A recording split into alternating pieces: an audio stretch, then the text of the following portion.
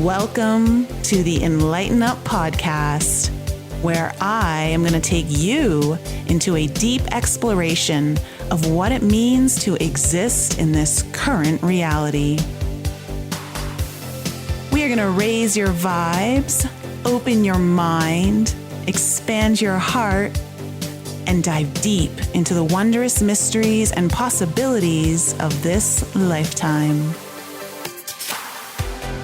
There's been a spiritual catalyst that has set in motion the awakening process of many across the globe to return to the knowingness of self and unite what has been separated. Together, we're going to bring light into that darkness. We're going to remember the joy of living. But most of all, we're going to turn up the volume of our own eternal power and do the thing we're here to do.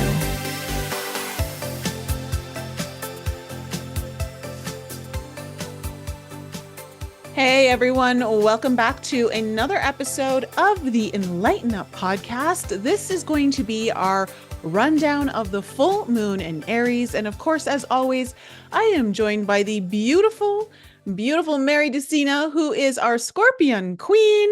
And of course, I do believe, Mary, you've got a birthday coming up soon. How are you doing?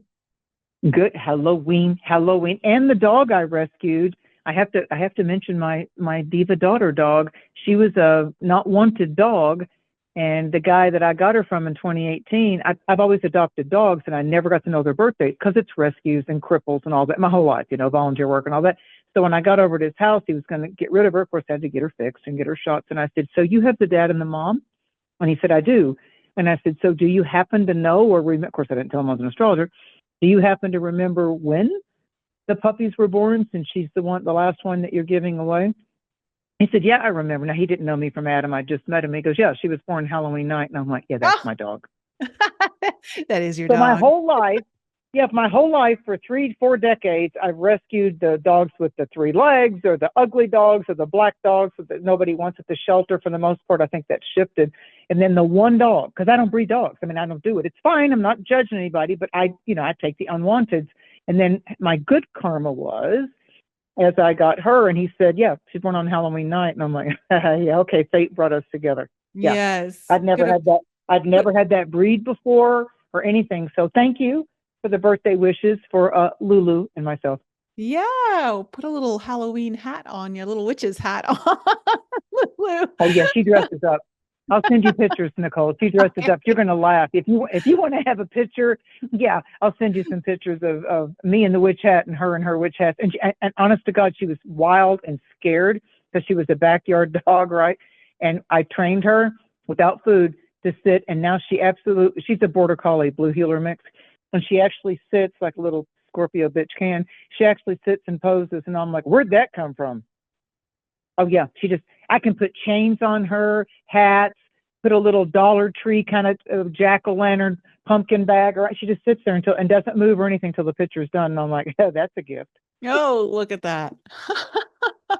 So I will send them to you, so here we go with our super moon. I know. So we have this full moon in Aries. And of course, whenever we have a moon in Aries, the planet that is in the spotlight is usually Mars, because Mars rules Aries. And what Mary and I really wanted to do first, before we really get into this full moon, because this is important, is we need to discuss why Mars is such a key player at not just at this moment, and for the rest of the year, at least for sure, leading into 2025, but also know that Mars is going to be a key player for the first 4 months of 2025, specifically because Mars is in Cancer and it's going to be doing its retrograde through Cancer for the majority of its retrograde. So Mars in Cancer isn't exactly happy. Mars doesn't like to be there. And it's a difficult placement for Mars, which means that there's a lot of passive aggressive energy when Mars is in Cancer, and it can spark a lot of conflict that I think we're going to be seeing more of. Now, one of the things I just want to say before I turn this over to Mary is, remember, Mars was a big catalyst for the Libra solar eclipse we just had. This Mars is going to be playing a very pivotal part, not just because it's the ruler of this moon, but because it is definitely impacting it through a very tight square while getting ready to oppose Pluto. And so on top of that, we also then have the next moon is the new moon in Scorpio, which you should all listen to Mary Dusina when she goes onto Joe Roop's podcast, because you can get the rundown of that one over on Lighting the Void.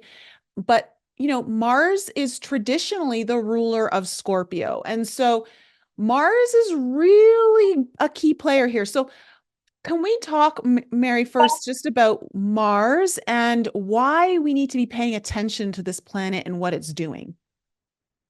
Okay, so for your astrology enthusiasts, for the astrology people that are like, because what I love about astrology, the sky clock, what I love about heaven's clock is that as something starts, a new planetary celestial signature, like we're talking about Mars when it moved into Cancer. And you can have dates of when it first went into Cancer in 2024, and then kind of just jot that down somewhere on your little calendar, make a note on your phone or whatever. So it first went into Cancer to start this whole medicinal star energy of Cancer the Crab, cardinal water sign, which is very much pronounced, by the way, as Nicole said, at this particular supermoon, full moon, the brightest full moon of 2024. This is the brightest supermoon of 2024. Mars went into the water sign of Cancer on the 5th of September. Mars, as she said, is going to be dancing around to like April of 2025, bouncing only between the signs of Cancer, where it's debilitated, and then it'll pop into a fire sign, which it likes better, in Leo. So Mars will go into Leo. Here's your timelines. Mars will go into Leo briefly on the 5th of November. So write that down. The 5th of November, Mars moves to Leo into the fire sign. And the final date to write down is Mars is going to retrograde at 6 degrees of Leo on December 5th of 2024. It will close the year of 2024. It will close it in the sign of Leo. So what happens is you then, if you want to kind of just get a little sneak peek into 2025, Mars will go back into the sign of Cancer at that degree that Nicole's talking about, that final degree of 29 degrees, because even though Pluto in mid-November will pop into Aquarius, Mars is going to pop back and be affecting it at that 0 degrees of Leo, 29 degrees. So I would say the 5th through the 8th of January, you'll thank us later for these dates, is going to be game-changing as far as what we choose to invest in with our time, our energies, our spirituality. And then when Mars finally does the direct thing at 17 degrees on February the 24th of 2025, those dates will matter to you. So right now when we're talking to you in October, you're going to be focusing on, okay, where is Mars in Cancer in my chart? But since, to Nicole's point, it's going to bounce back and forth, and then at that full moon in Cancer, it's going to light that up. At the full moon, when we get to the sun in Capricorn at winter solstice, all the way into when we'll have a full moon in Leo, which happens before February 20th of each year. So we're going to have that dance coming into some of our full moon discussions. So when it comes to Aries and Libra, where we are right now, the supermoon in Aries, ruled by Mars. That's why Nicole's talking to you about Mars. Mars is happiest in its sign that it governs, Aries. It's weakest in the sign that's opposite to Aries, which is Libra. And then it's what they call in its fall or debilitated, or kind of like, I don't really know how to effectively express my anger. I've already had clients and friends saying, I never do that. What the hell's wrong with me? Why did I blow up over something so trivial? I find, Nicole, that when Mars is in Cancer, whatever prompts that we need to maybe question, or however we could be triggered by our families, our childhood, the best of, maybe we get a renaissance and we get an epiphany by our relatives, our families, even though we may be biologically adults. We may have some wonderful, majestic, psychological, emotional, intimate moments with family members that were fraught with original triggers, or were shut down, or our parents had no idea, that freaked us out as kids in school, or we were bullied, or so-and-so was a creepy neighbor or a horrible babysitter. Even when we're biological adults, don't forget about your inner child. Absolutely not. Because Mars in Cancer is going to say, look, the full moon puts a spotlight on things. Mars is going to be into Cancer, and there's a soft, what we call a soft grand cross, and it is involving Aries, Libra, Cancer, Capricorn. So for this full moon, hold on one second, because before we go further, just so that people understand, like, this is something that I think is really relatable and will help people understand why Mars just doesn't operate well in Cancer, and why, and to what Mary said also, yes, this is going to be a time where you are going to be triggered to look at your inner childhood kind of trauma patterns that really relate to familial patterns that started with your family, get triggered with your family, all that stuff. And of course, that's wonderful coming up to the Thanksgiving holidays coming up. But think about this. Cancer really wants you to go and be vulnerable. It wants you to like really tend to your inner world, like what really, really go deep with your feelings in a sense. Like, but Mars is like such like, no, let's just get to the point. We got to start. We got to go. We got to do. We got to do. And it's like, I don't have time for your feelings. Like that's kind of Mars. Mars is like, we got to start. And so when you think about just even trying to express your own vulnerability to someone, imagine having to speed up and do it and really say that to someone. It's not going to come out so great. It's not easy. And so Mars is like, how do we move forward like in the direction that we want when all I want to do is go? And Cancer is just like, but wait, we got to really tend to these needs. We got to really focus on the vulnerabilities and allow the emotions to be expressed and come through. Like Mars just doesn't know how to handle that. Well, what I felt like, first to me, astrology is very yang. It's very electrical. It's a lot of positive moving parts, like as I often say, the tools in the mechanics, very important, all important toolbox. The painters, brushes and paints and canvas that they choose. There's a lot of intricacies to it. But I had a psychic feeling, which is my yin side, my magnetic feminine yin energies, magnets. What am I drawing?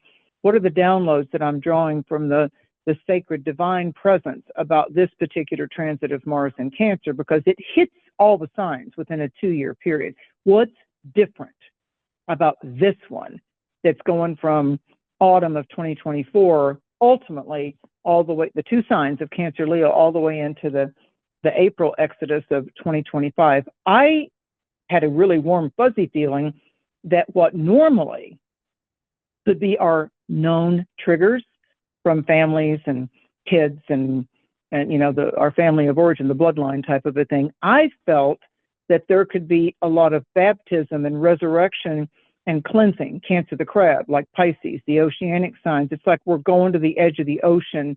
We're going to the moon and the stars, and because we're allowing ourselves to receive how to nurture and mother our own inner world, our own little person, our own little, because we're able to do that and not blame parents or blame our kids or grandkids or adopted kids or whatever's going on with whoever it was that pushed your buttons in the family line.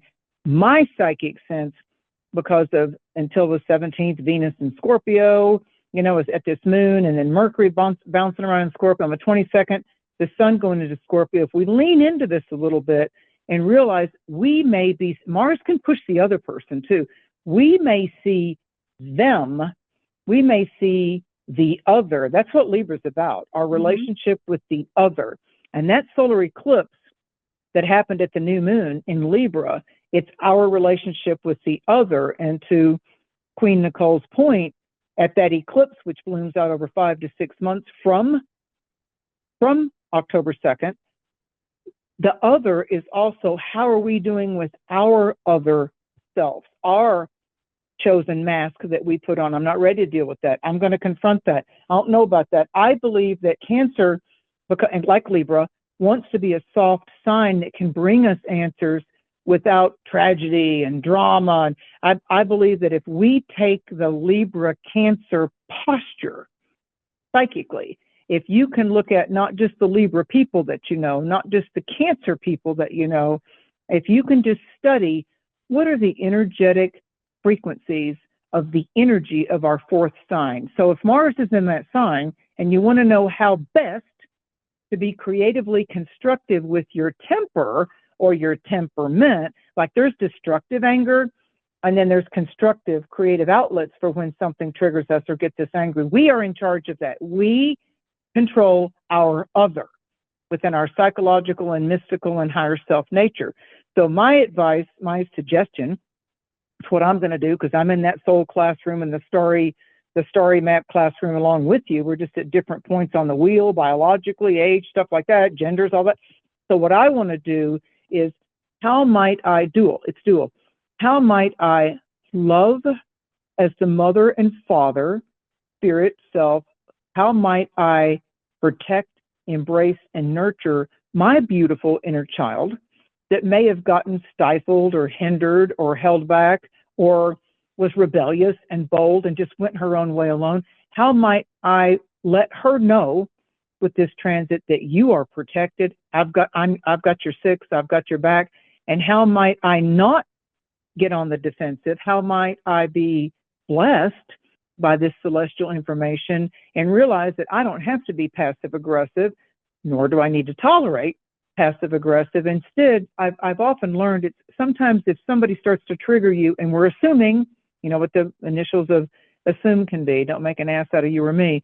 Instead of assuming, say to the person, I want to make sure I understand you. I want to make sure I understand that. Could you say the same thing to me? Say that to me in a different way. Number one, you've taken the potential hot button off of it. They have to go within themselves and do another other way of expressing to us their compliment or their challenge or their, you know, the trigger dies at that point. And they say, well, I found that when I try to get you to see it this way, see it your way? Is there any other? There's that key word. Is there another way that we can work on this? Because Libra is all about the win-win. And this is the full moon in Aries, which is me, myself, and I. And if you take that spiritually, it's almighty I am, almighty I am, almighty. So the Libra is saying we all become mightier with the shield of peace. Libra is all about the peace as we navigate through potentially rough storms. You know, storms, whether they're wind-driven water or fire, wind-driven fire, storms purge. Storms collapse. Storms can be catastrophic, and they literally, because we humans are rather predictable creatures, we're not real open to change most of the time. And if we're open to change, we kind of want it to be our idea.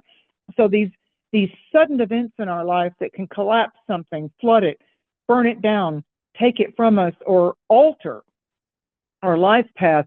Full moons, like Aries, it's the first sign of the Western zodiac. This moon right here, this hunter's moon, this Aries full moon, is the first signature moon of the next 12 that we're going to have, you know, the next 11 moons. So we're starting, each of us, regardless of your sign, we're starting, as you stand back and look at your 2025 calendars, because this full moon is in Aries, the first sign last month was in Pisces, that's the 12th sign.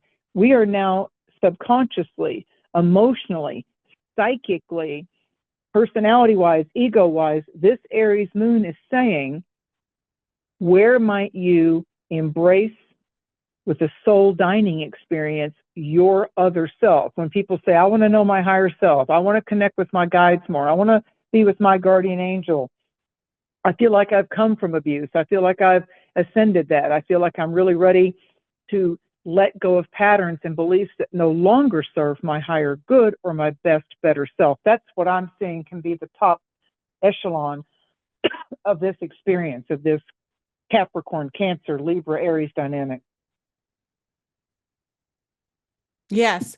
Yes. And I think it's important for people to know, like, things are changing with this full moon. Like, there's no way around it. Like, this is hitting all of the cardinal signs. Like Mary said, we've got a soft cross here, like, because Pluto is part of this full moon, in a sense that it's not as tight as Mars is to the moon, but it is definitely impacting it. And so when we talk about the cardinal signs, we're talking about change.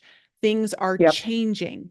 And so I do want to say this: as much as there's going to be, this particular full moon in Aries can definitely feel very catalytic. It can feel like there is some kind of crisis coming through in some Yes. ways. But I want this to be known to you guys that because you have the Mars and you have Mars and you have Pluto pretty much getting close to opposition during this full moon, Oh yes. and in being Oh yes. part of, challenging this moon, creating an opportunity for growth is really what it's doing. And of course, growth is something that requires change, and that's just something we don't feel very comfortable with, which is why it feels very uncomfortable. But there is an essence of something dying here in a good way, Yes. like really truly being done with a part of yourself in um, how you engage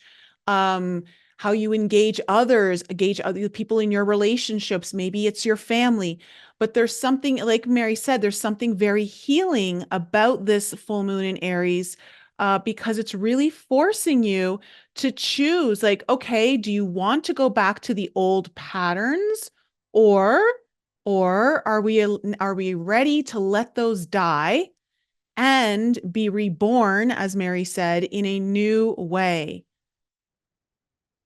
It's perfect, and it is catalytic because when Venus went into Scorpio in September, anything that starts to dance as a planetary a transit or something moving through the transit, it's transiting the sign of that Pluto rules, Pluto, Mars, the energy of Scorpio as well. Before there was the discovery of Pluto, Mars was attributed to govern over both its first signature sign, Aries, which is this full moon, and then secondly over Scorpio. Then Pluto comes along, and we learn in myths about Pluto, Hades, the lord of the underworld. Pluto is about epic transformation. So when someone we're in this bloom out in 2024 of this as they term it, apocalyptic, catastrophic flooding in these mountains in North Carolina and Tennessee, the Appalachian areas. Very unique, very odd energies around this. And so if someone has had their car just go on down the river, or their house collapse, or get displaced, everything that was familiar about tomorrow at 6 o'clock, I get up and go to my job, and oh yeah, I need to vacuum, and oh, how's the freezer? When you go through hurricanes in Florida, or you go through massive floods, you realize in this, it reminds us of the power of our spirit, that we didn't come here with that house and that car and that lover and those kids. We came into Mother Earth, as many indigenous cultures talk about, and we started acquiring the language, the stuff, the 3D material world stuff. So it rattles humans when they think that their external security is intact, because that's my apartment, that's my car, I pay insurance on it, that's my freezer, I filled it up, I'm a prepper. I've prepped for 2 months of food since everybody was talking about the eclipse in Libra last year with the Ukraine war and the this and the that and whatever agendas are going on. We didn't hear a lot in the United States about the fact that there was Poland, the country of Poland, was declared a disaster area from flooding that happened. There's a lot of this Piscean energy Nicole and I talked about last month that's popping up now, because it was only a month ago about oddities in the water. I just read about one today, Nicole. Mm. And this isn't about fear mongering. This is a fact of what happened. This 68-year-old woman that lived in the States, her bucket list, her dream was to go over to Indonesia and go do snorkeling and stuff. Well, she ends up getting eaten by a shark. And the only way they know that is that they actually the whole dive cruise and everything. They caught that shark, and of course they filleted that shark, and her wetsuit was inside the shark, and they had to get DNA from her fingerprints. So imagine. How did they catch the shark? That was just, it was on. I mean, I guess it's some kind of a contained area. And you can look it up online. But I read it today going, oh my God, if that isn't, we always talk about plus and minuses of zodiac signs. And you all both know, if you've ever gone to the ocean, yeah, there's pluses. Oh, the sunset's so pretty and the moonrise, and oh, the water's so good. And then there's minuses of what the hell was that in the water? It just went by me. And having lived in Florida for a long time, I can tell you that the shark thing can be really real. So I don't know about Indonesia. I've not been there, but the story's out there. So imagine, it's good to put yourself in someone else's shoes. That woman had a bucket list, a desire. Her big dream trip was to go to Indonesia and do the snorkeling and over there. And that was her exit off Mother Earth. As odd as it can be. And over here, we're hearing about stories up in North Carolina and the really rural prepper, off the grid stealth places getting hit with these floods. And there's a really famous place here, Nicole, called the Chirahalla Skyway, which is the tail of a dragon. Anybody that's ever owned a motorcycle or some fancy car loves to go on the tail of a dragon at Chirahalla Skyway. Well, there was a guy that did that, left his family, and he wanted to ride his motorcycle.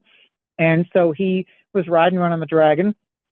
They take pictures up there. Like there's a point where the cameras automatically take pictures of your sports car or you, and they sell them. Here's you on the tail of a dragon. You did it. Okay, he wrecked, and he went down off the mountain. The last picture of him was at 0.7. Think about that mystical number, 7 chakras, 7. Yeah.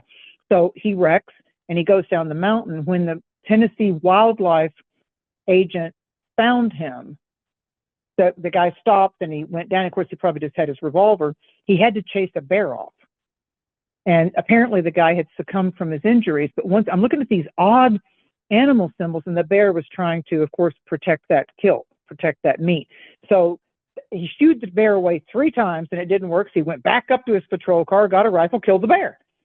So we're hearing about these oddities about Mother Earth's other creatures. And I thought about let's talk about another indigenous culture. Let's talk about another ancient cultural belief system. In the Hebraic calendar, we got that little mini moon we're going to talk about that started September 29th. Okay, in the Hebraic Jewish tradition, October 2nd through the 4th, starting at sundown on the 2nd, are the 2 days of Rosh Hashanah, which is to the Jewish culture their new year. So they measure their years differently. So 2024, so this was their new year for 2025. Stay with me. It was their new year for 2025 that happened at that eclipse, October 2nd into October 4th.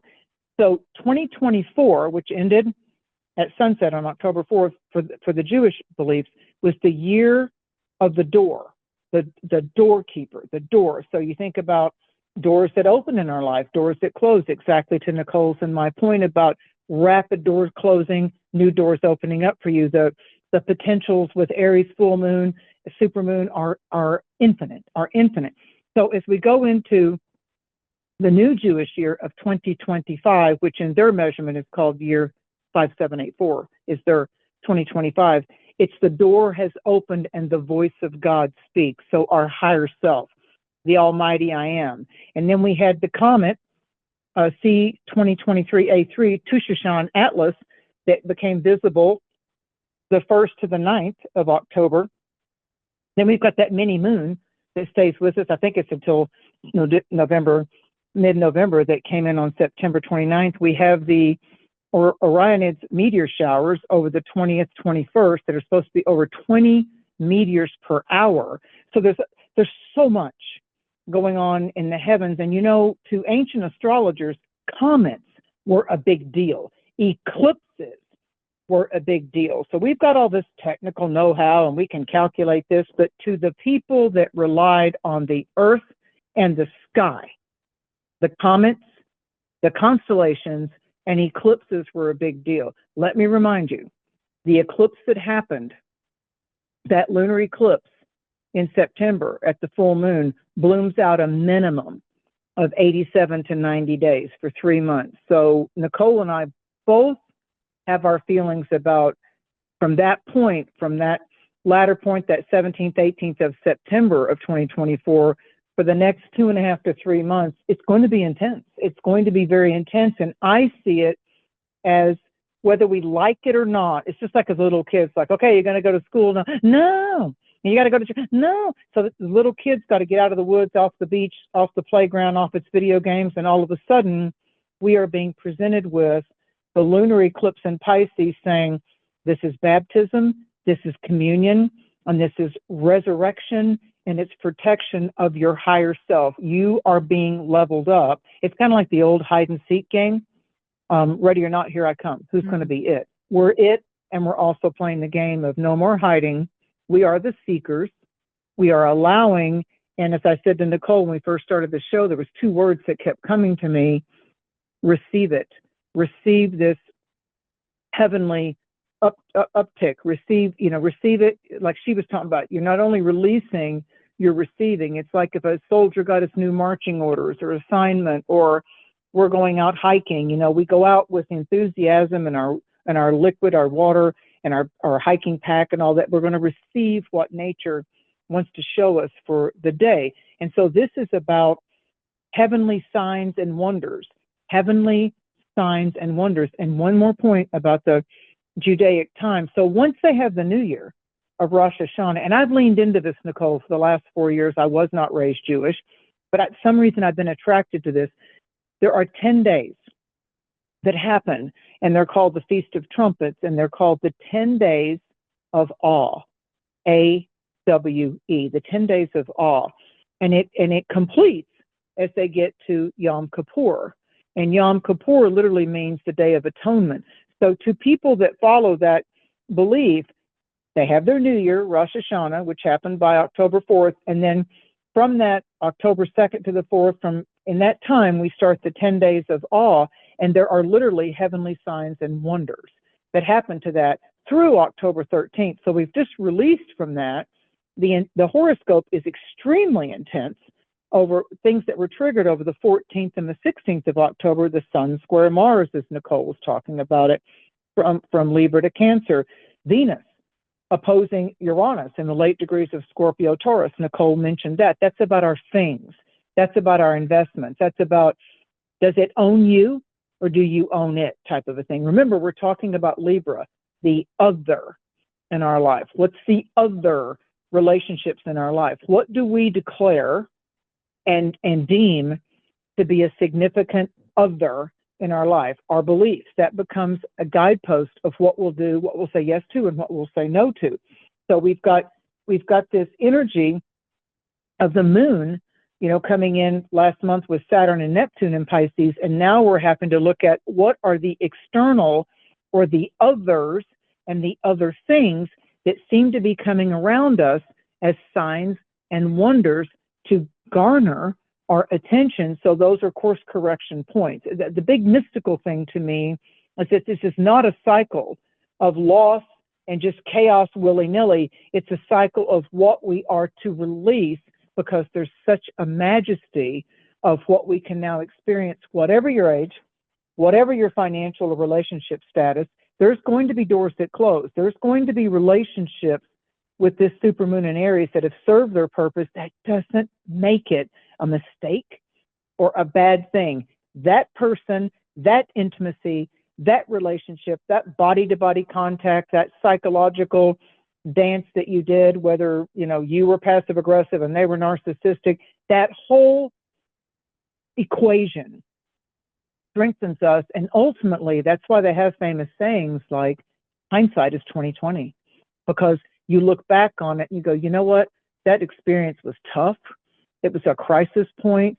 I really got stuck in being able to leave that job, leave that person, be able to trust that the future could hold better for me.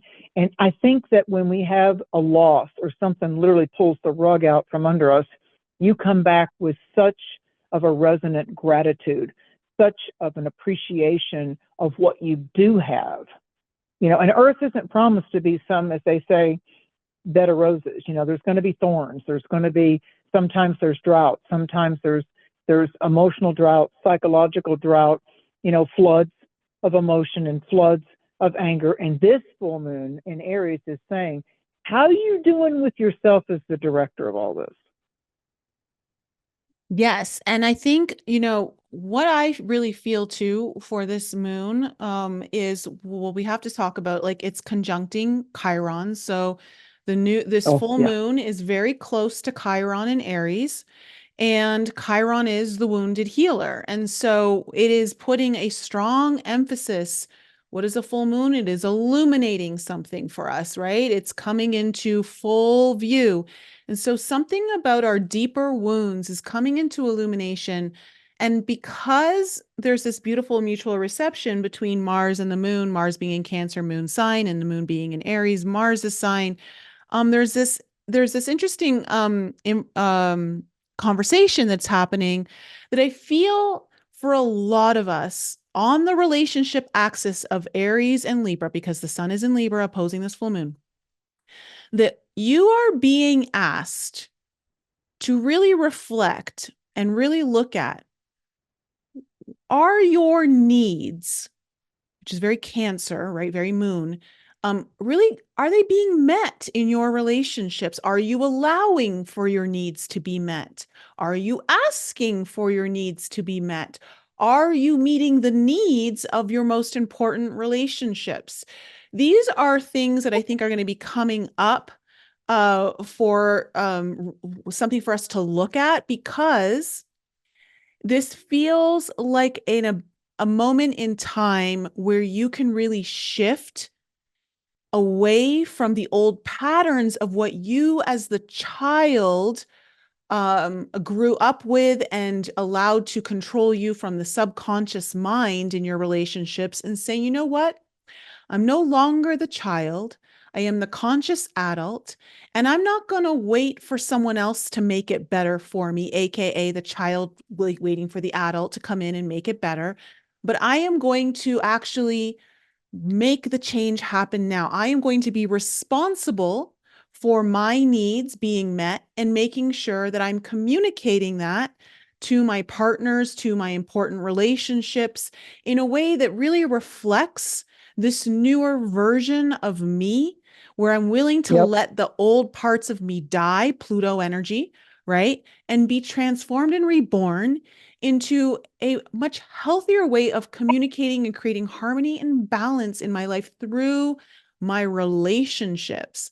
And this is really about, like, there is an opportunity here for you to learn to become more vulnerable in your relationships, where your motivation isn't coming from a very reactive place, but learning how to master your emotions through for a very healthy communication in your relationships. I really feel like that's something that's coming up, where there's this ability with this full moon to really transcend. Because can we also talk about, Mary? There is some positivity here, where Big Mars time. is forming a mini grand trine with Neptune in Pisces and Uranus in Taurus. And so for me, I see the ability to have great breakthroughs in what is valuable to you, what means the most to you, what do you want to build your foundations on, what do you no longer want to be rocked, like, and really motivated to strengthen those strong foundations on values that really matter to you, but do it from a very spiritual way where you're transcending. There's some deep healing coming in here that you're allowing for that beautiful flow energy of Neptune into Mars, where you're no longer gonna allow the illusions to motivate you or to skew your vision. You're actually going to get clearer vision, especially with Neptune in retrograde, where you actually see the truth and you're willing to align with the truth through a very spiritual transcendence. That's something that, like, I see one of the positives of this full moon. It's a very enriching positive, because Pluto will turn direct at that 29, that very key degree of Capricorn. It did its direct motion on the 12th. We don't feel it right away, but it's a very positive course correction. And when you look at, just by sign, when you look at Mars is in a water sign, Cancer, the Crab, and Venus until the 17th, the full moon happens, then Venus will move into a fire sign. But Venus has been in till the 17th of October. She's been in the sign of Scorpio. Mercury how we think, how we can communicate. On the 14th, went into the sign of Scorpio. We still have Saturn and Neptune in Pisces. So to me, the higher energy of Pisces was ignited in the Pisces full moon in mid-September. And so from mid-September all the way into mid-November, this Piscean energy, because the sun is going to go into Scorpio on the 22nd. So we're right there. And the highest aspect of Pisces is that resurrection, is the epiphany, the aha moment, the like, wow, I'm no longer imprisoned by that belief, that other. Our part of our relationship with the other, keeping with Libra, part of our relationship, because Aries is the I, Libra is the we. So if I look at my emotions, and if I look at, what can make someone else anger or myself, if I start looking at my external reactions to my internal, are they matching? Because Libra is the scales of balance. And when you get a full moon in Aries, it's not against us. It is the warrior. It is the white knight. The Aries energy for me, and even in the tarot, it's the energy of the Wands card. And Aries is the first fire sign. So I see Aries kind of like, besides just the Emperor and the major trumps triumphs, I see Aries also as the Ace of Wands. This is the full moon in Aries. So you've got an Ace of Wands, you've got spiritual perspectives, you've got like your higher guides and your sacred guardian angels, and you've got wonderful, powerful voices of the higher realms speaking to you through your dreams, through your aspirations. Aries is desire. Aries is what motivates me. And then all of a sudden, when I figure out what it is I want, the other, what I want, that's another other, what I want, what I'm aspiring to do. The fire signs motivate us, and Aries gives us the brave heart and the courage. And I like living on the edge, and I need to have some adventures in my life. Otherwise, I get a little hyper because I'm bored. So this energy that we've got, this grand trine, this loose grand cross, is saying there's a reckoning that's happening. It's like going, oh, wow, yeah. What comes to me with Aries rule in the head, the eyes, the five senses, it's like when I hear people say, whoa, I never looked at that way before. Now I see it different. Yes, That's you know what I what? see. You Yeah. said something there that really like landed with me, and it just like boom, like it really hit me hard. And it's when you said, because of Pisces will rule prisons, right? And so Yep. because we've got that Taurus in Uranus influence of like breaking free, it's like Yep. there is an opportunity for all of you to break free of your own self imprisonment through this full moon. Like, where have you kept yourself imprisoned through your own emotional shutdown? Like, where have you not allowed for those needs to really be brought to the forefront? Pluto wants you to look at the truth. Pluto wants secrets to get revealed. So what secrets have you maybe kept? And when I say secrets, I'm just talking about maybe there's something you're really ashamed about, like in yourself, or maybe you went through something that's really affected the way you handle your relationships or connect with people. And it's just about like, it's time to really become the adult or the highest version of yourself, to really say, you know what, it's time to no longer allow that to be ruling me from the subconscious. I'm ready to bring it to the light. I'm ready to transcend it. I'm ready to break myself free of my own self imprisonment so that I can have harmonious and deeper connections that are supportive to me and my journey. Yeah. And the October 22nd, and then on October 28th, we've got Mercury is trining Saturn retrograde. We've got the sun shattering the old path that doesn't serve us anymore. We've got the sun going into Scorpio. Venus is going to trine the North Node when she gets into Sagittarius. And then, even though we've been talking about Uranus and Taurus retrograde, Taurus representing the physical, the tangibles, our things, our stuff, and how we're attached or detaching from stuff. So between the 24th and the 25th, that Mars in Cancer is going to do one of the highest, best transits or relationships with Neptune, which rules Pisces.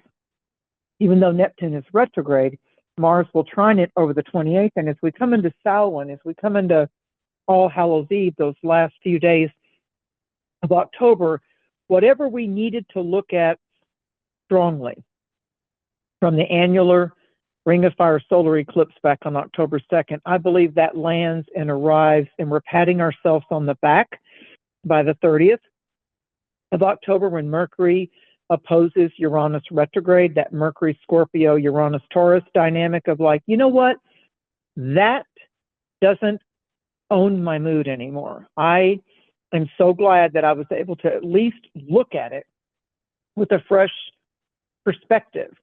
I have options of other perspectives. That's the word I'm driving home right now. That, you know, that's our anchor word. You know, I can look at this another way, another way. And what are the others in my life that I choose consciously or subconsciously to be in charge of my actions and my reaction? Where Aries is action, Libra is the corresponding reaction. So by the time we get to the last day of October, Mercury in Scorpio is going to trine Neptune, the ruler of Pisces. And what's going to happen with that is that instead of it being the leash or the prison bars or the inhibition or the shame or the blame, we're going to be able to say to ourselves, wow, how appropriate. In the United States, they celebrate a thing called Halloween, and it's about costumes and masks. And like back in 2020, I'm taking the mask off. I'm taking the mask off. And so when we get to that last day of October, the moon will be moving through the sign of Libra. So here we are with the sun in Libra and the full moon in its balance sign. Libra is about, we got to balance this, and this full moon is giving us the Aries perspective of like, why are you avoiding that? Why are you trying to escape from that? Aries like calls us out. Aries is like, how many times are you going to wear your friends and everybody else out over? You got the same problem and you're looking at it the same way, and you're in a rut. You're in a psychological rut. You're in a psychological addiction. You're in a psychological attachment. Could you just possibly look at the perspective of how you are? Just pretend with me. How are you once that's not your problem anymore in a relationship? I'm not saying you have to leave that person or that job or move from that city, because what's going to manifest in your world is how you're doing inside yourself. It's that internal orbit. But you can enlist Reiki. You can enlist your astrological forecast. You can, as a tool, you can enlist your guides. You can receive it. You can not just wish or not just hope. Your fuel is where you begin to develop faith and discipline to do things with that better, best version of yourself. It's going to take boots on the ground, though. We get into these subconscious habits in this incarnation, and people will say to me, oh, boy, that's one thing. That's my hot button. That really makes me mad. And I'm like, okay, that's good that you know that. Now, how could you not let that own you? I'm not saying you have to change yourself. How could you let that trigger that always triggers you? Nobody likes to be lied to. Nobody likes a thief, but yet these kind of things happen. How can you let that go so Spirit, the great almighty I am, doesn't have to use that as a lesson? If that always grabs your attention, no matter how much money you have, whether you made love last night or whatever, if that happens, you're just like, boom, I'm right. Boy, that'll just take me to a rageaholic right there. Okay, so to me, I'm beginning to learn myself, because we're all in soul school, that the more that even if it, no matter what plans you had for the day, Uranus has been in Taurus and Mars in Cancer likes the routine, likes the schedule. Libra's about the flow. Aries is about, well, what about me? What about my feelings? And what about I want to do? And I don't like that. Hurry up. You're taking too long to get ready. I'm in the car. You know, so Aries is not going with the flow of where Libra's like, let me put my eyelashes on. Let me comb my hair. Let me grab I need my jewelry. You know, so Libra's like, well, wait a minute. I want to grab my hostess gift. He's been very nice to us. I want to walk in with grace and a giving. The best part of Libra is tithing random acts of kindness. And I'll tell you, I just heard on a talk show the other night, it was John Tesh. I want to give him credit. And he does all these psychological studies that he does. It's a music station, actually. He does it in between. And he said Harvard, whatever, Yale, whatever, had found out, the psychology experts, if you will, have found out that one of the quickest free ways to start micromanaging your stress is in the morning. Just think of just one thing that you're grateful for. My dog. The sun's out. Oh, it's not flooding. Oh, the hurricane left Florida. Poland's not flooded anymore. Whatever it is, one thing that you're grateful for. How about, and you know, we take for granted, how about that you're getting up and you're walking okay, that you're not in a wheelchair. And I'm not trying to guilt anybody. I'm just saying we've gotten a little bit too complacent about the beauty that Mother Earth gives us every day. You know, the leaves are changing where I'm at in the Smoky Mountains, and I'm beginning to see the fire colors of autumn. And this year I look at them differently. This year, I always love them, but this year I'm looking at it as like, oh my gosh, everything that bloomed and brought forth its beauty in the greening of spring is now beginning to show us. I'm getting ready to leave. The leaves are changing. I'm getting ready to leave the energies of spring. Spring is tied to autumn and the great turning of the wheel from Aries, spring, to Libra, autumn. And it's beginning to show us the fire of our inspiration, inspired within, inspiration, aspiration. Those are Aries types of words. Libra takes it to the next creative level. So Libra is where we choose to participate, but you want to do it with decorum, invite beauty, invite creativity. You want to use humor as a great, not sarcasm, not insulting people, going, ha ha ha, just kidding. Libra is about listening and drawing the other person out and helping people feel comfortable in the space that you're creating, just allowing them to be. And I told you, just like Nicole, Mars in Cancer doesn't like for you to call them out and be confrontive either. So I feel like it's a really rich cycle instead of just all these astrologers on YouTube and online talking about, oh my God, you know, Mars and Capricorn and Cancer and Aries and Libra. The way I like to use the tools of astrology is what's the best of Libra? What are the best? I'm not in denial. I know Aries can be fiery and harsh and sarcastic and brutal, but what can I do with the Aries part of my chart? This full moon is lighting up the Aries part of my chart. What can I do to be the champion, the warrior for good, the white knight, the messenger? What can I do to put some light and to brighten up a spot somewhere today when I get up and I venture out? And if I stay home, maybe I'll clean and brighten up the house. But what can I do when I encounter the uncertainty of the public? What can I do to make a bright spot in somebody else's life today? What can I do? And I'm doing that for myself. Like Nicole said, this isn't about a string attached or a leash to somebody else. If you tithe, if you do a random act of kindness, if you participate, as I do all the time, in compassion in action, without the need for applause or recognition of, oh, you're such a wonderful, just do it. Just do it. That's the better part of Aries, taking an action, and Libra, leaving a trail, prettier, better, unlittered, and blessed because of your presence. That's the beauty of Libra. And so I think, you know, just before we jump into all signs here, you know, tying up this full moon in Aries, there's something here that you've really got to look at. And there's something that's really asking you to transcend, to transform, to let go of, so you can move forward in your life in a new way. Change. This whole full moon is about change.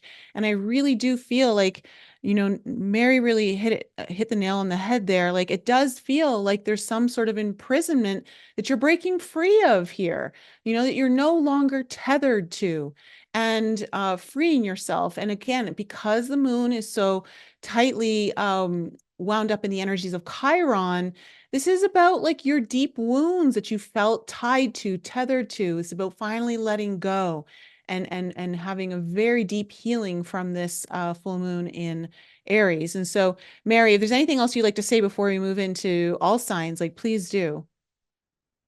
With just a real short statement to help both advanced and beginning people that are enjoying the star talk and the tools of the heavens and the celestial canopy, the sky clock. If we have the sun in Libra and a supermoon in Aries for the next month until we get to the full moon of November, the area that's got a big, nice lunar spotlight on it is that, if we're talking about the moon and our emotions and our feelings, is going to be the Aries Libra part of our chart. So all of us, regardless of our signs, it only gets stronger.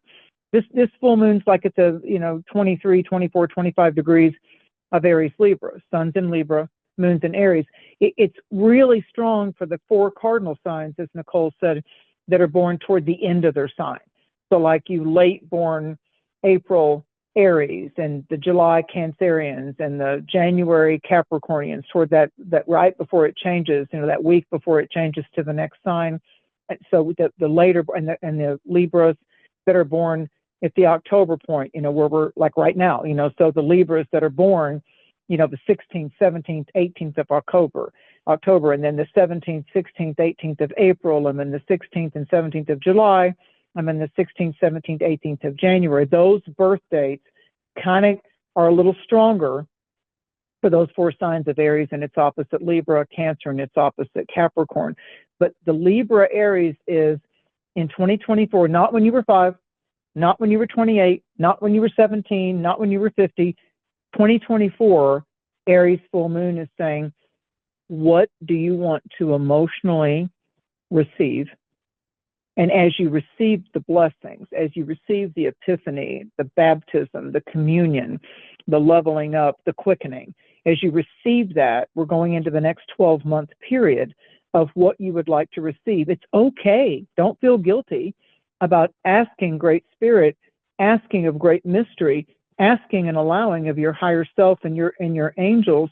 I can now receive this blessing. I don't have to be tethered to that struggle or that misinformation of that belief that the only way I get ahead in life is to have to keep going through crisis and challenge and punishment and loss. It's time that we break up with our own self-limiting beliefs. And I believe that Aries and Libra, Aries is the new path and the faith put into motion, the toe you dip into the water. Aries says, just begin it. You don't have to finish it right now. Just begin it.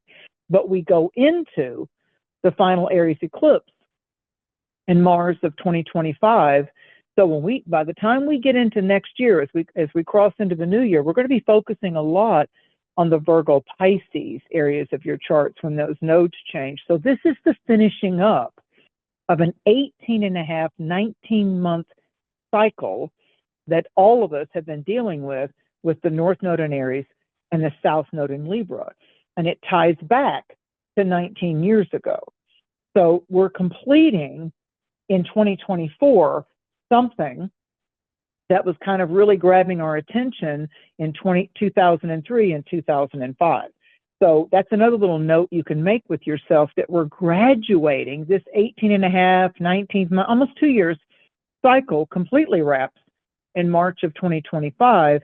But this full moon joining with those node points and activating Chiron is saying to us, what do you have the faith as a fuel that you want to start the engines and begin? You don't have to finish it.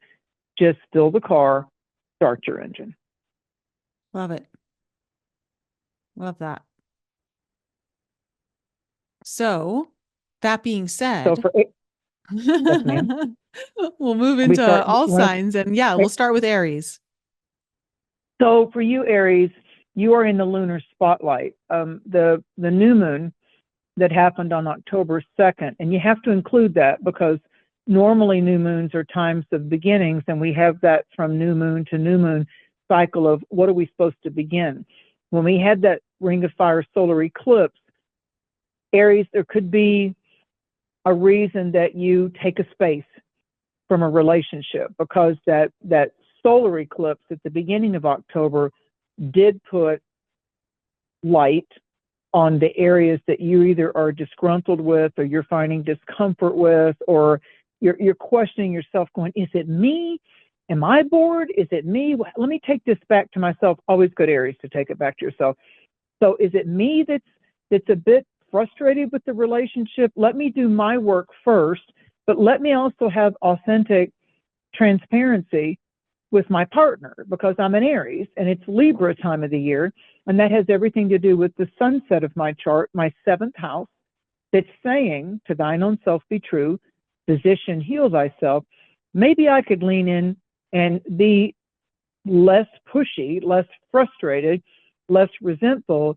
And maybe I could use this as a rebirth and to really look at where are we at in this relationship, in this intimacy right now. And if I'm frustrated with work, because that's a significant other portal vortex of the investment of our energies as well, where might I stop focusing on what's not working, and where might I adjust and get creative for where I could just not let that be my constant complaint companion and be able to shift the energies. Maybe that's part of a soul lesson. So we've got this, you've got the Jupiter turning retrograde in Gemini, and that's highlighting October here. That's highlighting innovative ways of thinking, believing, communicating.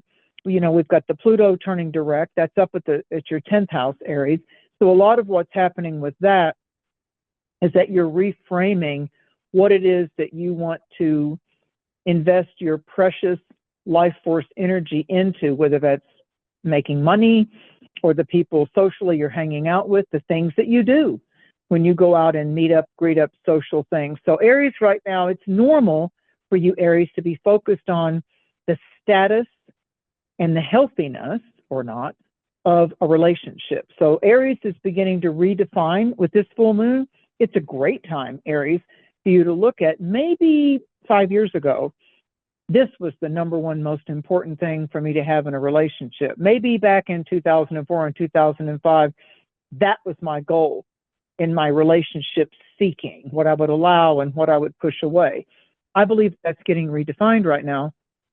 And I believe that this full moon, as it happens right on your sign, Venus moving into a compatible fire sign of Sagittarius, which is your 9th house, grants you a supernatural vision. It grants you the voice of the divine. And when you go into, on the 22nd, 23rd of October, when the sun goes into Scorpio, that's going to enhance your ability to receive the blessings and to be able to break out of where you felt like that you've been confined. You know, sometimes we put ourselves in prison. Sometimes when we can't crack out of our own eggshell or shed that old skin, and we're coming into that season with Scorpio. Venus is dancing there, Mercury's going there. You know, when you get into that mid-October into the end of the month, Aries, it's also about being able to take the old worn-off coat and just throw it away. Let it be a cleaning rag. Let it be an animal bed, whatever you want to do. But it's time that you're going through some different kind of upgrades. And for Aries, those metaphysical, those mystical, supernatural upgrades are how you're interacting with the other people in your life. And you being able to be authentic with, I think I have an issue with this. I think I get frustrated with that. I think that triggered me in this way. Help me, workmate, lover, parent, child, help me understand it from another perspective, because Aries gets hot quick.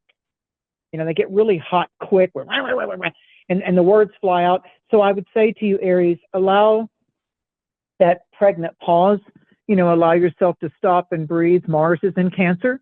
That squares off to your sign. So allow yourself to step back. Think about the sign Cancer. It's Cancer the crab. Those pinchers don't want to let go too easy. And that's one of the signatures of the energy of Cancer in all of our charts. But the Aries part right now, maybe I need to let go of my assumptions, and maybe I need to stop convincing myself without talking to this other person that that's what they meant by that, and they said that because that meant this. I think that I feel that it's going to behoove you to allow that graduation of energies to be at a higher level by simply saying to the person, tell me how I can approach that in a better way. Teach me how we can move past that obstacle. And I want to be able to talk about it without either one of us being judgy or tit for tat, or, well, you do this and you complain about that. We got to get off. Aries can be the child, the immature child too. So we've got to get out, because it's the ego. So we got to get out of the ego of, I said, you'll think, I'm not gonna, why me? We got to get off of that and say, what can I learn from this? And how can I learn from it without becoming heated or angry? So I would say to Aries, most importantly, is to, with Mars squaring your sign, It's very important that you find some healthy, creative outlets for the steam that could be building up. You know, when you put heat to water, there's a boiling point, there's steam. And so we got Mars in water and the full moon in fire, and you are a fire sign. So the best advice I can give you, Aries, is don't let things go to your boiling point. Don't get too heated up, too hot, too quick, because this is a different kind of October. It's not the same as October of last year. It's about practice the pause, take a breath, and invoke some positive humor, a sense of humor, and just laugh at yourself, you know, in a way, without being insulted, of course, but laugh at yourself saying, you know what, that's old news for me. I really could level up here. That would be the way I would approach it. And I feel that it'll keep the corners of your mouth turned up, and you'll surprise other people that think they know you so well. You know, when the other people know what will make us angry, what will trigger us. You know, some people find enjoyment in that. They like poking the tiger, so to speak, in the cage. So when Aries cannot give other people the power to poke at them, you know, we've all said to people, don't do that again. I don't like that. I'd like you not to do that. Then there's those people, I know some, they find great entertainment of all kinds, by the way. They seem to like to poke people they can get triggered or angry quick. Like they think that's funny.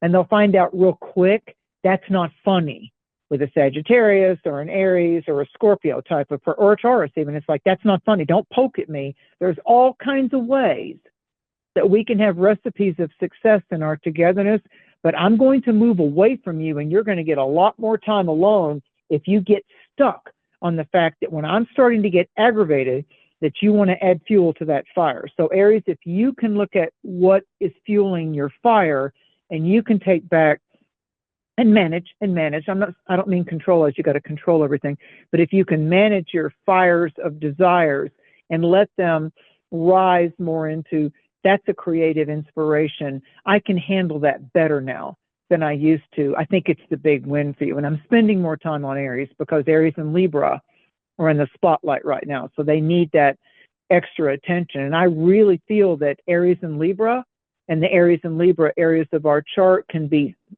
major wins and successes. And you put your finger into the golden ring when the carousel's going around. I believe there are some out-of-the-box opportunities for Aries and Libra, especially this month. And no matter what's going on externally, it's like it's your turn to receive some karmic upticks and blessings.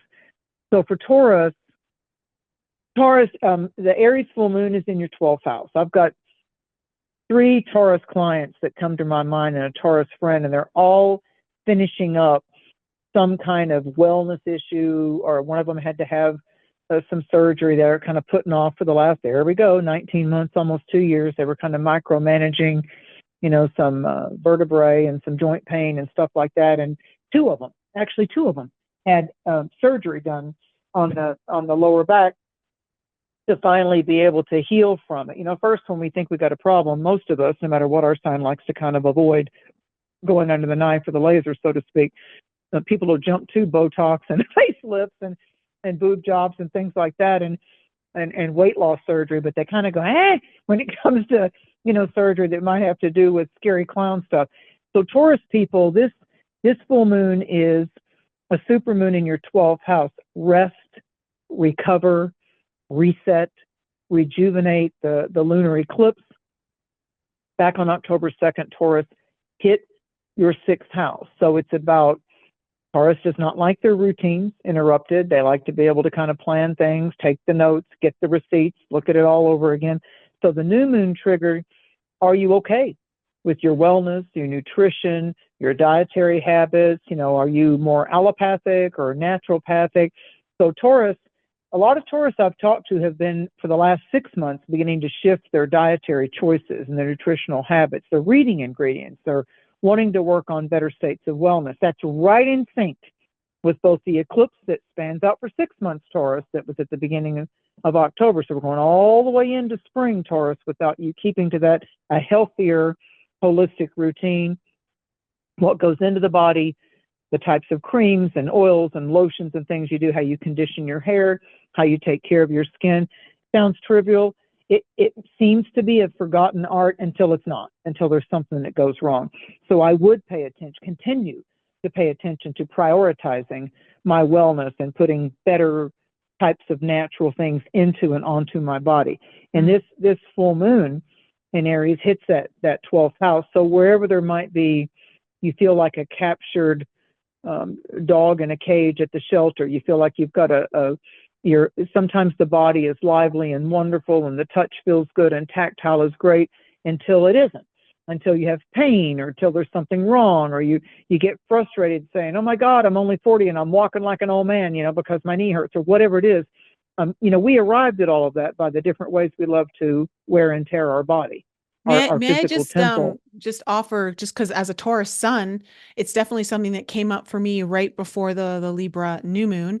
And yeah, Libra being the sixth in the sixth house for Tauruses. That's something that I realized too, is like, wow, my best method of healing right now is rest, is allowing myself to sleep more, to not push so much. And one of the things, because when we talk about the 12th house Taurus, where the full moon is happening for you, the 12th house is all about your fears and anxiety. It's about your mental health. And so one of the things that I've been taking, and I'm just going to show everyone on the screen, I've been taking this ashwagandha supplement, and this Yes. is by Wild Harvest, Oregon. It's a great brand. I've been taking this as a supplement to help my adrenal glands to de-stress, to relax more, to balance the hormones and everything. And so this is something that I think, like for me, I've definitely can feel, just from my Taurus sun, this makes a lot of sense. Well, herbs, ashwagandha is part of the Ayurvedic, the Hindu ways of nurturing and taking care of the body. And ashwagandha it's kind of like the Hindus leaning into turmeric or turmeric powder, however you want to say it. It has a lot to do with when we get burnout, when we are releasing too much cortisol and we're not having enough, feel good releases, the dopamine and all of that. And people will take GABA, or they'll start doing different kinds of teas. There's Robo's teas, and there's all kinds of different teas if you don't want to take the supplement. But ashwagandha, it's kind of like if you start to take, some people like vitamins, some people like herbs, there's Chinese medicine, there's Ayurveda. These are ancient methods of healing and empowering your body. So when you've had a high level of stress, or you've just been running so hard, like when you've got just a quarter of a tank of fuel left in your car, it's like if you've got an electric car, you're going to have to power it up. If you've got a gas car, you're going to have to get gas. So Taurus have really, it's like the tank has been on quarter of a tank, and they know they still got to do what they got to do. Taurus is going to show up. They're going to do their commitments. They're going to do their routines. But this is about whatever great spirit, Holy Spirit, great mystery is bringing you, what you read on the internet, or you type in on, one of the YouTubes or something. What are the beneficial herbs?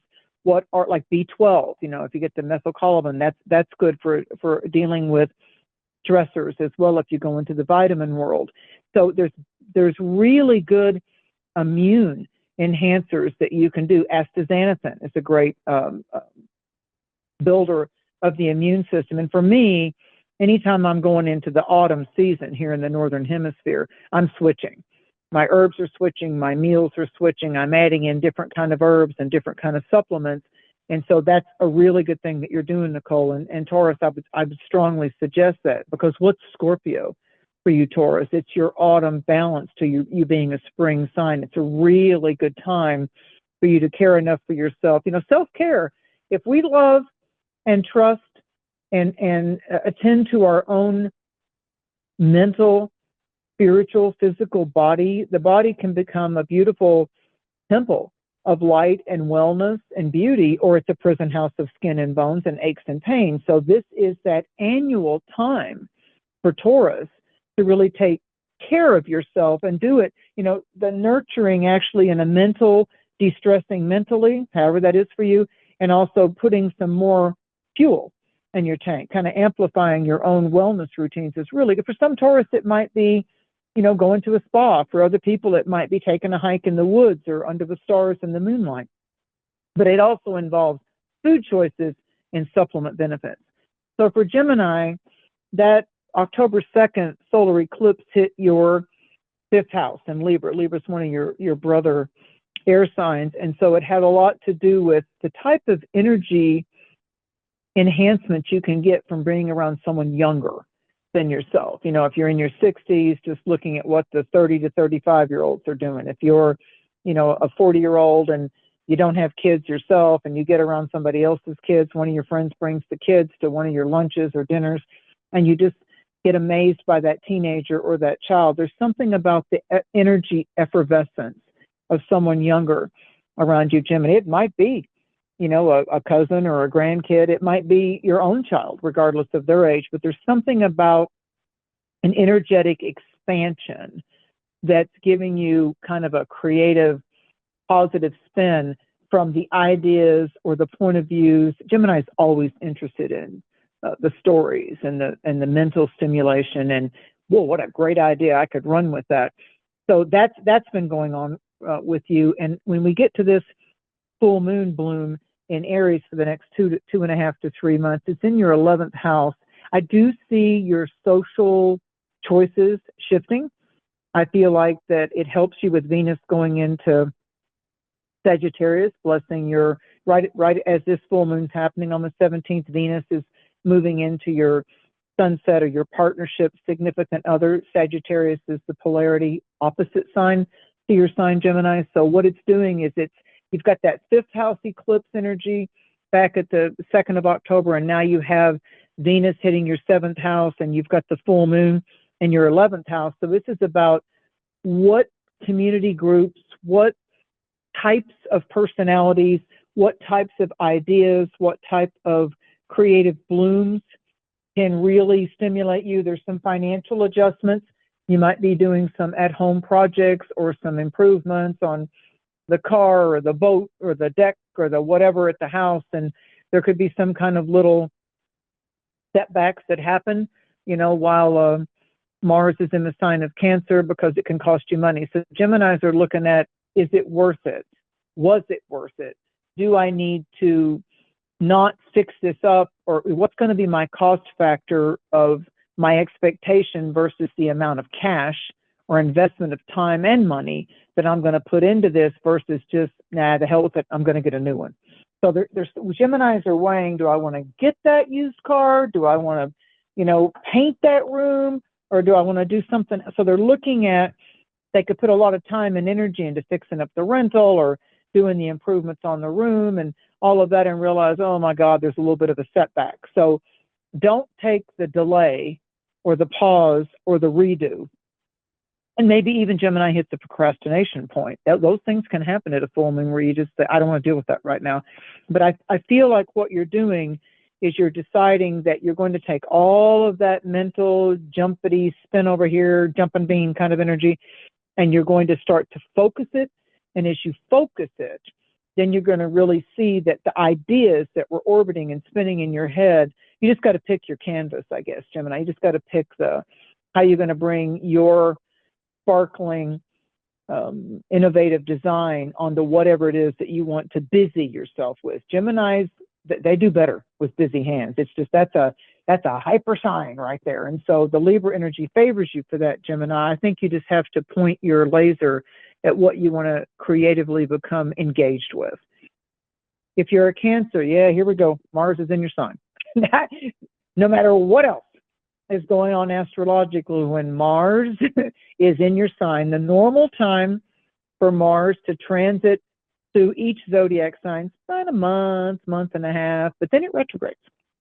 And as I said earlier, it takes Mars a full 2 years to dance through all 12 signs. So for all of us, especially you, Cancer, Mars is going to dance with the sign of Cancer a little longer than usual. And we'll see the stark difference when it pops into Leo, those dates I gave you at the beginning of this. But it's in Cancer, and so Mars is the warrior. Mars is the seeker. Mars is on a vision quest, and it's in the realm of the oceans of our emotions. That's favored because Saturn and Neptune are in the ocean sign of Pisces. Still waters run deep. Then we're coming into the depths of Scorpio. So all of us, especially you, Cancer, get the best bang for our buck, both psychologically, spiritually, the ability to see through the veils, take the rose-colored glasses off, and just be able to go, oh, wow, that's powerful. I really believe the transformative, transmutational, course correct is the most enhanced with the moon ruled sign of Cancer, the crab. And in this next month, first we have this full moon in Aries that's highlighting, you know, this 10th house energy for Cancer, and Aries is at the top there. But the energy of the moon right now for the whole month until we come together again in November, look at those water sign days on your calendar, and especially look when the moon is moving through the sign of Cancer, because with Mars in the sign of Cancer, whenever the moon is popping through there, we're going to feel that energy much stronger. For example, when, like on the 22nd, 23rd, 24th of October, when the moon is popping through the sign of Cancer and its opposite sign, Capricorn, you're going to feel exactly how you're doing with your feelings and your emotional edge. And I believe your dreams with this Pisces connection, you're much more intuitive. Cancers have a good intuitive antenna anyway. They usually dream it, journal it, automatic writing. They're able, just in their quiet time, when the crab is resting in its shelter, when they're at home, when they're in very comfortable, non-threatening places, they're able to really go in and kind of dissect it and look at it and analyze it. And I'm very impressed by Cancerians' intuitive acumen. They're very strong in that inner world of their intuitive, emotional radars. Love it. It's just hard for them to put it into action a lot of times. They'll usually feel where a love interest is in a disturbed phase, or somebody's too scared to tell them the truth, or somebody's done something that they're just kind of avoid and not tell the Cancer, and the Cancer's already reading the room. I mean, they're already like, I knew something was different, off, wrong 6 months ago, and now I find this out. So where the Cancer gets its feelings hurt is that if they've known that, if you've had that friendship or that intimacy over a long period of time, Cancer and Taurus, look at how long they've known you, how long that you've interacted together, be it family or social. And it bothers them the most, especially Cancer, when they have come to know you and trust your character. And then you just go sideways and do something completely off course in left field. It's just like, what the heck was that? And why did you choose that way? It's me. I mean, I've known you for 15 years, or we've known each other, whatever. So it's like, what's wrong? You know, how come? I think the surprise for Cancer is, and you couldn't trust me. Why? I've always shown you the real me. So people may not want to agree with the Cancer's insecurity or the Cancer's hesitancy, but a Cancer is going to let you know that feels good to me. That doesn't feel safe to me. So I feel right now that more than any of the other 11 signs, those of you born with strong planets or the moon rising or sun sign in Cancer are going through a nice upgrade. And I keep feeling that to thine own self be true. And although it's a little difficult for Cancer to come out and confront something, I feel like in your own way, by, you know, maybe you just come into the point of, I deserve it this way, or I deserve this. I've been filled with integrity for you. I've been very upfront and honest with you, and I'm not the person that's just going to ghost you and block your number. I'm going to be the person that says, look, there's really nothing wrong with you. This is just not jiving, or this is just not going in the same direction that I think would mutually benefit us. And when you're dating someone and you've got the initial attraction and you go on those first points and it's like, that's a really interesting person, but it's just not where I'm at in my life right now to take this deeper. And I'm mature enough not to want to waste their time. So Cancerians are going through relationship changes very much like Aries is. Very much like Aries is. So I would say, Cancer, that this full moon and Venus going into Sagittarius is going to help you step back from participating with work projects or people projects or socializing. When you discover that someone's not giving you the benefit of the doubt, to let you in on whatever it is that's bothering them or enticing them, then that's where Cancer needs to kind of not just take the passive aggressive approach. And you know, they may say something like, why didn't you tell me? Were you going to tell me? When were you going to tell me? And help me understand when I became not safe enough for you to be able to tell me. So Cancers are going through there's an inner light. There's a lighthouse. It's the lighthouse after a storm. If you're a Leo, this full moon, oh my gosh, it energizes you, but it also could make you a little impulsive, impatient, assertive. It's a communication dance with you.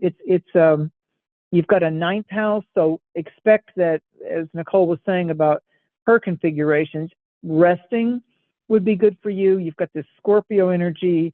You've got the shifting into Sagittarius. So take those moments in the busyness and the demands of you and your significant others in your life to take care of you. It's an energy that, as it hits your ninth house, you may even have dreams of animals or those that have passed into spirit. You could receive guidance. All of a sudden, it's like you're just watching something on TV or a Netflix movie or something on YouTube, and it's just like, man, that's talking directly to me. I don't know how I stumbled on that today, but surely God is in this place, because that voice, remember what I told you about the Hebraic custom of this new year that happened?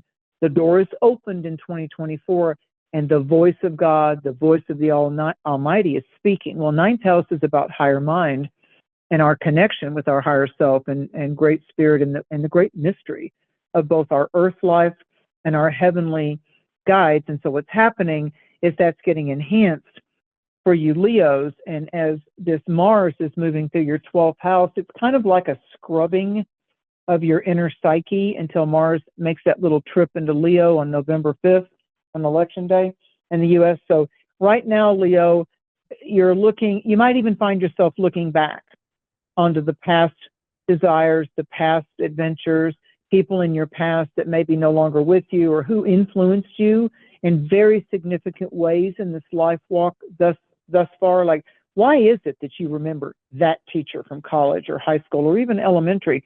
Why is it that relative impressed you the deepest? So Leos are kind of, with that Mars in Cancer, they're looking back on, I got a lot of strength from the presence of that person. And maybe I don't live near them.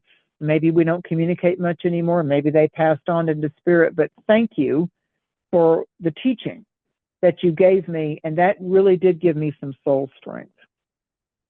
If you're Virgo, this full moon on the 17th, it really blooms 16th, 17th, 18th. It's in Aries. And it's kind of this Aries full moon, Virgo, is about what titillates you, what is the mystery of life and death, and what are you wanting to break up with, as far as, that doesn't spell creative adventure to me anymore. And I've talked to enough Virgos that they're frustrated that the things that used to give them automatic pleasure, with the wind in their hair, being a motorhead or horseback or go-karts or whatever it is, it's like things that they can put their hands on the steering wheel, especially with a full moon in Aries. It's like, let's get out there and hit the gas. Virgos right now are a bit frustrated, or they don't like this seemingly imposed slowdown, or the brakes are on, or pause for the cause, or don't rush into it, fools rush in kind of a thing. There's a little bit of a full moon message that's saying there's a bigger picture here. There's a lot more to this than you may know. So I feel like, especially when Mars gets into Leo right now, it's kind of doing a little fire ceremony, with the steam and the water. There's a lot of things, Virgo, that are going to become clear to you. Virgo doesn't like not knowing. The earth signs don't like not knowing. They don't like that, it could be this and it could be that. I often say to my earth sign friends and clients, don't get caught up in the world of this, but what if that happens? Oh my God. And then what if that happens? Just for earth signs, if you can really just keep in the moment of October of 2024 and what seems to be something that's wanting to increase in your daily routine, who's around you, who feels more comfortable, how can you just let your hair down and be you and what seems to be an energy drain.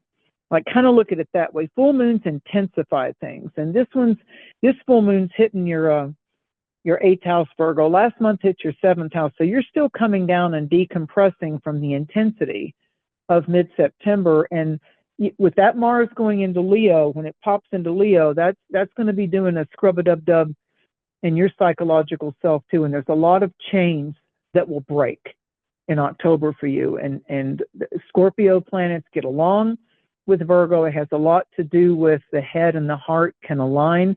But I guess, Virgo, what I want to say to you is trust the process. Let the process happen.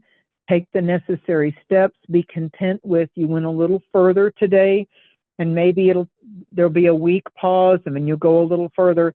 The next time, it's like when you see that in all those movies, slowly I turn, step by step, inch by inch. Allow the process of walking the road of mystery, allow the vision quest to be giving you gentle signs instead of just dramatic events. Libra. So we had this solar eclipse in your sign. In the first week of October, the spotlight was on you, the ring of fire eclipse over Easter Island, with the comet popping around then, the Mea and Maki Maki, all that stuff. It was like Libra's just like, whoa. I feel like that I'm in a really good place, but there's so many things swirling around me. It's like, ooh, I saw the comet, and oh, there goes the car, and ooh, I almost missed that intersection. There's a lot of fast things that are happening around you, Libra, and this full moon, I feel, puts a bow on the relationships that were priority in your life 19 to 20 years ago. So it's pretty easy to subtract 20 from 2024. So look back to 2003, 2004, 2005. Who were you involved with, married to, committed to, having intimacy with, versus what you gained from all of those pluses and minuses now? I feel like that your dream location and just a natural progression of someone coming around you that's absolutely just, the saucer to the teacup type of a thing. I really feel that things are going to be flowing nicer for Libra as we come out of the north and the south node hitting both Aries and Libra.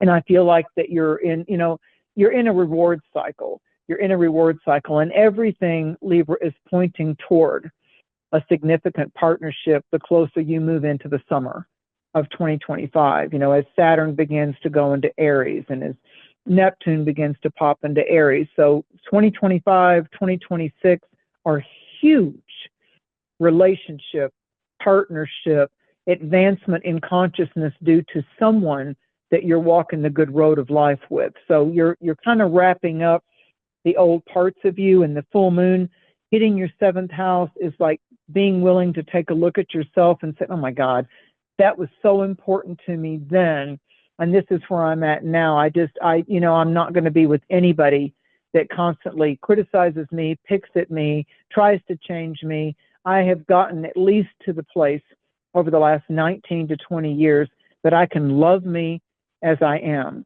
And there's a great song, I forget temporarily who does it, but if you type in "Love Me as I Am," it's like a type of religious song, but if you ever played it in a romantic sense of what you wanted to build on in a loving relationship, it's "Love Me Like I Am." If you loved me like I am, and it's meant to be a religious, spiritual proclamation to God. Thank you, God. Thank you, Almighty, for loving me just the way I am in all ways at all times. But I remember the first time I heard it, of course, it moved my soul, and I could feel my soul shine and all those great, hair on end things. Then I thought, my gosh, if someone could ever feel that in their intimate dynamic in a relationship, you love no matter what, I'm a little bit broken, but you love me as I am. You love me as I am. So it includes that Aries I am, but it also includes the Libra thing of like, it really is not a dream and not a myth that there are friends and coworkers and the divine manifesting in another partnership relationship. And I see that on the horizon for you, Libra. I really see that no matter how many fractures or old wounds or disturbances that you've had in your fields of peace, I really want to congratulate you that no matter how rough it's been, no matter how tempestuous the waters have been emotionally for you with family and connections and divorces and breakups and deceptions, I really like the 2-year period coming up for you. It's going to be really powerful. So this full moon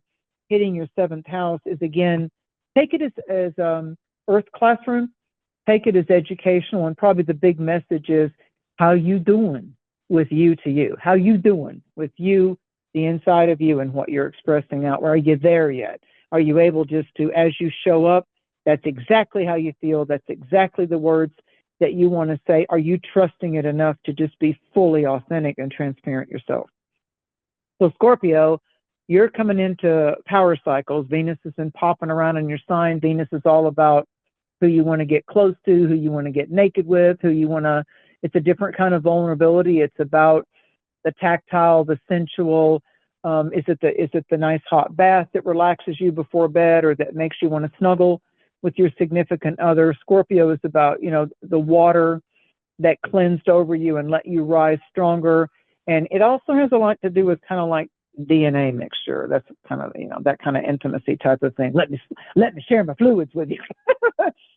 Scorpio's about, let's have some private time type of a thing. So whenever Venus is going through Scorpio and she's popping into the active play sign of Sagittarius, but we still got Mercury there. So desire and pleasure and sensuality and creative sensuality is on our mind. We have things going into Scorpio. On the 22nd, the sun goes there. So it's about shedding the old skin. It's about, the tangled webs that we weave.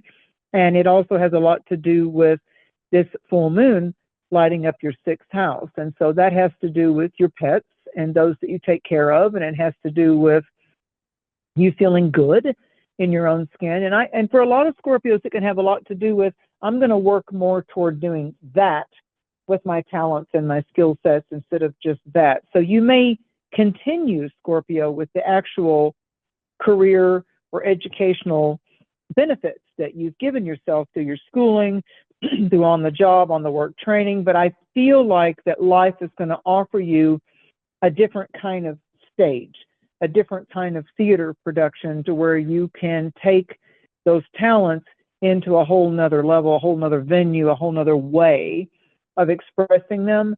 And with Scorpio right now, they're kind of scratching their head with, what do I want to do next? And why do I want to do it? And I'm feeling compelled to do it. So there's a different kind of a discernment. Scorpios are undergoing divine discernment training, and that's kind of private. Scorpios are okay with private instruction, but I feel like for Scorpio right now, as they come into their birthday cycle, it's about, okay, back to those original words I have that I said at the beginning of the show. I've released it. Now I'm ready to receive the new, the better version of myself. I'm going to literally live this way. I've literally have cracked through an eggshell, or I've come out of the cocoon, and that's really strong for Scorpio for the final months of this year.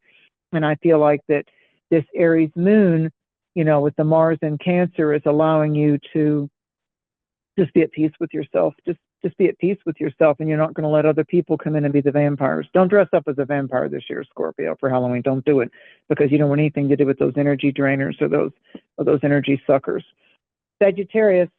So Venus is going to go into your sign as this full moon blooms out on the 17th, and so it puts you in the attractive spotlight, Sagittarius. It's just like you don't really feel like you've changed anything, but there's that sparkle out of your eyes, and there's that attractive allure that you have that's just kind of orbiting around you. Venus does that. She blesses the signs that she goes to.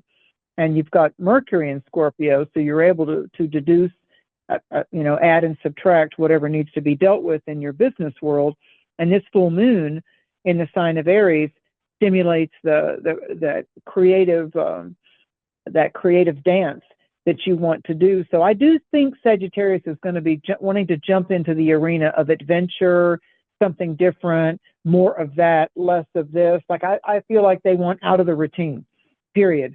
And when you've got the sun going into Scorpio and Mercury in Scorpio, it's Sagittarius, it's so important to them that they're true to their beliefs and that they have a good spiritual, philosophical anchor. I see more of that coming out of your mouth and in your thoughts, Sagittarius. Like you're really going to want to engage other people with, why do you believe what you believe? How has that best served you? And so I see some really powerful type of psychological, verbal type of productivity. It's really strong with Sagittarius. I like it. And you're not going to be unhappy, Sag, when Mars goes into Leo. You're not going to be unhappy with that. But right now, with Mars in the sign of Cancer, that's you beginning to understand why certain secrets and why certain answers are coming forth. I really feel that in October and the first part of November, that the reasons behind why they did what they did,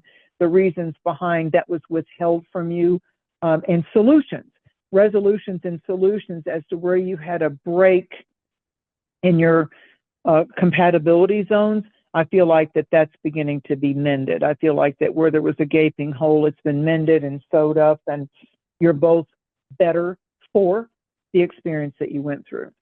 Capricorn, it's intense for you, darling. It's intense. That early October eclipse was in your 10th house, and so dealing with parents, dealing with authority figures, dealing with taxes or an inheritance or legal contracts, or pushing back on something or someone trying to tell you, I'm the authority over you. Yeah. Now Capricorn's going to go, yeah, you'll think. And so Capricorn is pushing back on, don't tell me when to do it or how to do it, because you Capricorns have quite the psychological savvy.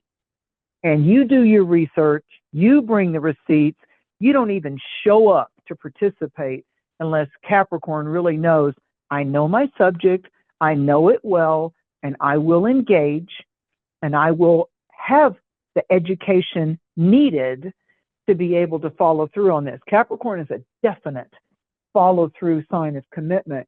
And with this being on your, with this actual full moon in Aries hitting in your 4th house, the focus is on news coming in with family. One of your own children may decide to expand the family. One of your own grandkids or family members may decide, and it might surprise you a little bit, may decide to break off from a certain career or break off from a different type of relationship. I'm getting the sense with Venus popping into Sagittarius that there could be some very pleasant news around you Capricorns. If you sustained a family member loss or pattern breakup, kind of separated you for a while, for whatever reason that you've not been as much around bloodline people, I feel like there's some refreshing. There's like some waterfalls of, oh boy, gosh, that's good news. Oh, that's going to be so exciting. Just like when you're waiting for the cat to have kittens or the dog to have the puppy that you want to buy. There's like a resurgence. There's a birth. There's a creativity. There's an excitement to do with who you want to make a difference with in your family. But it's home, it's domestic, it's family. Maybe I'm going to downsize. Maybe I'm going to change locations. I see that going into 2025 with you Capricorns. Maybe I'm going to want to have that in my town. Less of this, more of that around the home base, the domestic, the family dynamic. And with Venus in Sagittarius, there'll be some secrets that may be told to you that just aren't ready for the public yet. I feel like somebody could really be confiding in you, Capricorn, about something that's important to them. And you're going to be quite the strength for them. You're going to be quite the advisor, the natural therapist, the one that helps, them chart a course and follow through. Aquarius, I love my A-team. The Aries full moon is very compatible for you, Aquarius. It's dancing up in your 3rd house. So there's something that Aquarius is going to announce, that they want to say, that they're going to be very committed to. I'm going to commit to this project. I'm going to give this 6 months, and then I'll make my final decision. I see Aquarians really breaking out into something financially different, better, expansive, less energy draining by the time they get to the end of March and the beginning of April. I like the sun in Scorpio hitting your 10th house. For you Aquarians, it's going to be kind of short and sweet. Right now, while Mars is in Cancer, before it gets into the Leo dance that opposes you, I want you to really look hard at where you're working, how you're making your money, the pay to play kind of dynamics that go on with that, the politics that go on in the career working environment. I feel like that all that could use a little cleaning and some leveling up. I feel like that this full moon, as well as the eclipse that was very favorable for you back at the beginning of October, it kind of takes us into late March and April of 2025. And this is about you really listening, really listening. People are going to reveal where they're coming from by what they're saying right now. And that's really clear between this full moon and when we go into November. So Aquarians, I want you to put on your listening ears. I want you to really listen and watch what you intuitively sense with, are the words matching the energy that you're feeling coming from that particular person about that particular subject. It's like, are they just giving me lip service, or are they really? No, and I'm not saying they're deliberately lying. They may not know themselves. They may be in a quandary themselves of where, you know, it may still be a secret from them psychologically. They may not have ascended to a point of where they realized they were doing a self-limitation. Just really watch and listen, and that's where you're going to learn, Aquarius. And that's going to be your power place, just kind of the energy behind the words, the intentions, you know they're a good person, but they may be at a point of chaos and confusion. So just look at their eyes, sense their aura, know that their soul may be expressing something to you intuitively and creatively other than what the actual mouth is letting the word. Words cast spells. So by listening, you'll see where it is that they have a longing and where they have a lack. And you'll not get caught up in that psychological web. You'll just learn. So if you're Pisces, Mars in Cancer with Saturn, Neptune in Pisces, Mercury in Scorpio, all these water sign sisters that you've got going on, the Piscean moon isn't done with you. That went on back in the middle of September. I see that taking you into December of 2025. And I feel like that something that's been nagging at you, something that's been a disturbance in your force for certainly the last 19 months, but also the seeds of discontent could go back to 2003, 2004, 2005. Look at who you were with then, before that child was born, before you married that person, before you left that school or that job. Go back and then time travel forward. Go back to 2004, 2005, come forward to the last 18, 19 months, almost 2 years of what you've been going through from the end of 2021 up until now. So all of 2022, all of 2023, what has been the season of discontent? What has been where you've been at odds or at war within your own self? Where have you been needing the hospital healing, so to speak, versus where you feel like you've been in the insane asylum, either from you to you or the other people around you? When you sit back and you throw up your hands, Pisces, going, that's crazy. Why did I let them get away with that? That's crazy. Why am I just wanting to retreat and stay in bed all day and take my prescriptions and not just face this thing and deal with it and get over it? Well, Pisces, you are now. So the gift of the North and the South node shifting and the gift of the North node moving into Pisces is that you get your power back, you got your glow on, you got your chutzpah. But the last 19 months of the nodes challenging you from the Aries Libra point has been quit acting other than who you really are and what you really want. So Pisces have really had to shift and shed and like open their eyes and go, my God, all those years that I was just going through the motions and trying to keep on keeping on, but I was putting myself last. Yeah, I don't see that anymore, Pisces. I don't see that. This full moon is hitting your second house, and it's saying to you, I matter. And the first person that's got to know that they matter is you to you. So the other you that didn't always put yourself in a position of self-respect, self-nurturing, taking care of your needs over just the partner and the child and the parents and all that. It's, instead of you complaining and whining and crying and yelling and getting frustrated over why didn't they do that for me? Yeah, we'll take the bull by the horns. Yeah, Uranus is in Taurus, and it gets along with all those Pisces planets, and ride the bull. Take care of it. Get the procedure done. Do what you need to do. Stop eating the processed food. Stop letting other people bully you around. And for God's sakes, don't bully other people, Pisces, and then want to blame. Look what they did to me.